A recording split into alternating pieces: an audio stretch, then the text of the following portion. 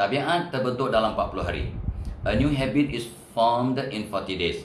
Nabi bersabda, barang siapa yang taat, yang kata tu patuh pada Allah dengan ikhlas dan penuh khusyuk dan tawaduk selama 40 hari, maka Allah akan bentuk hikmah dalam hatinya melalui lidahnya.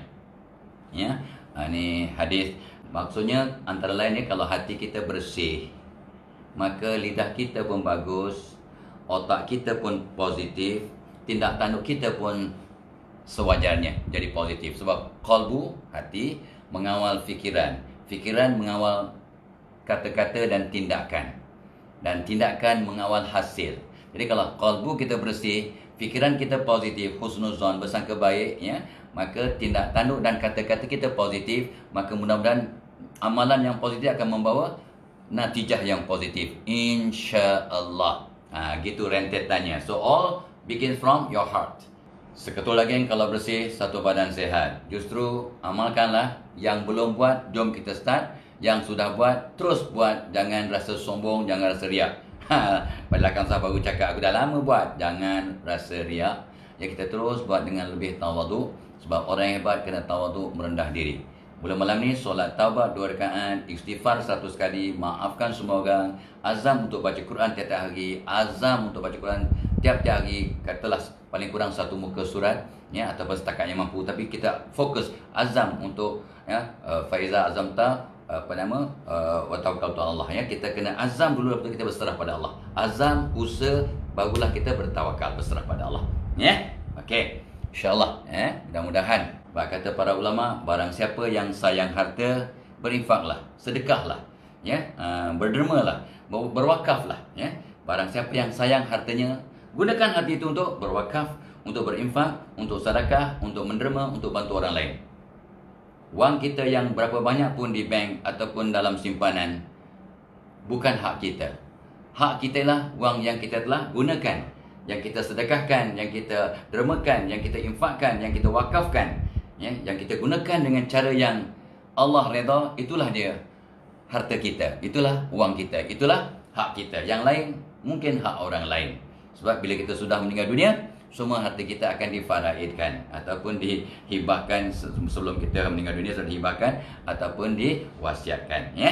Ada seorang tu, dia punya tagline di iklan saya dengar kat radio, biar tak handsome asalkan kaya. Biar tak handsome asalkan kaya. Okey, tu dia punya tagline. Kita punya tagline, biarlah handsome asalkan kaya. Biar kaya mana? Kaya budi bahasa, kaya keikhlasan, kaya keimanan. Biar handsome asalkan kaya. Biar handsome asalkan pandai. Biar handsome asalkan dapat melabur untuk selamat dunia dan akhirat. Kita nak cari pencen kubur dan pencen akhirat. Pencen kubur, supaya masa kat kubur pun amalan kita semasa hayat akan terus mengalirkan pahala membantu kita di alam barzah, insya-Allah. Untuk diri kita, keluarga kita, mak ayah kita terutamanya, mak ayah kita terutamanya. Dan tidak ada kata orang tu sedekah yang lebih hebat daripada membina untuk membangunkan Islam.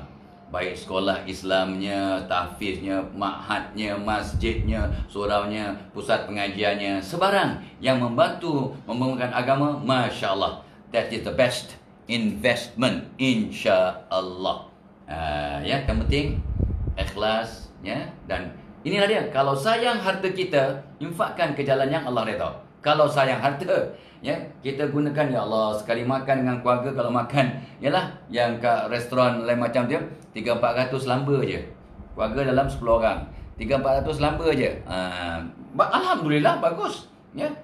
Untuk keluarga, why not? Sesekali.